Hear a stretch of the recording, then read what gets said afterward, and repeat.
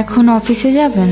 আমার অফিস তো সকাল 10টায়। নতুন বিয়ে করেছি তো, এই জন্য লাঞ্চের পরে যাচ্ছি। কেন, কিছু বলবা? আপনার ফোনটা একটু দেন, মায়ের সাথে কথা বলতাম।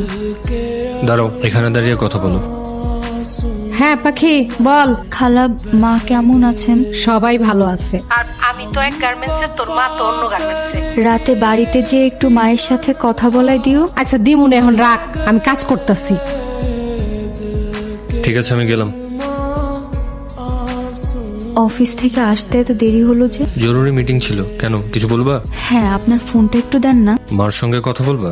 হ্যাঁ, সত্যি মায়ের সাথে কথা বলবো। হ্যালো, কেমন আছো মা? আল্লাহর রহমতে ভালো আছি। আর পরিও ভালো আছে, ঘুমাইতেছে। মা কে কাচ্ছে? কই কেউ না তো, তোরে বললাম না পরি ঘুমাইতেছে। আমি রাখি, ওর কাছে যাই। আমি বাড়ি যাব। কেন এত রাতে কেন? মায়ের কাছে যাব। কালকে সকালে আমি নিজে নিয়ে যাব। থাক, তবে কালকে যাব না। পাখি তুই? পরি কোথায়? জামাই বাবা আপনি? আপনি তুমি না বলে আমাকে এ বাড়িতে এলে কেন? আমি নিজেই তো তোমাকে এ বাড়িতে নিয়ে আসতে চেয়েছিলাম, তখন তো বললে তুমি আসবে না। হঠাৎ করে মায়ের কথা মনে পড়েছে তো, তাই চলে এসেছি। আপনি বসেন না, আমি এক্ষুনি আসছি। না, আমিও যাই, মার সাথে দেখা করি। তোর মা তো বাসায় নাই। ও, মা বাসায় নেই, চলেন আমরা অন্য একদিন আসবো। ফোনটা দেন, মায়ের সাথে কথা বলবো। মা, আমি আর সহ্য করতে পারছি না। পরি কই মা? আমার পরীকে চাই। আরে চুপ কর, জামাই শুনলে সংসারে অশান্তি হইব।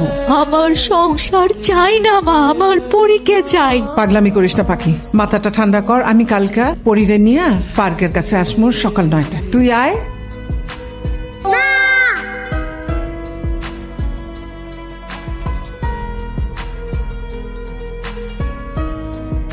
অনেকক্ষণ হয়েছে পাখি, অন বাড়িতে যা। আমি যাব না, আমি পরীকে নিয়ে থাকতে চাই। আমি তোমার জামাইকে সব বলে দিতে চাই, এতে সংসার টিকলে টিকবে, না টিকলে নাই। টিকবো না পাখি, আমি মাঝে মাঝে পরিরে নিয়ে আসমু। আমি যাই, আমি আবার নিয়ে আসমু, আমি আবার নিয়ে আসমু।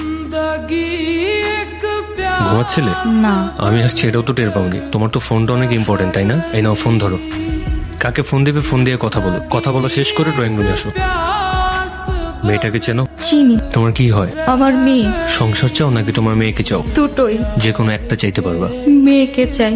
তোমার মেয়েকে তুমি নাও। তোমাদের মা ও মেয়ের ভালোবাসার কাছে আমি হেরে গেলাম।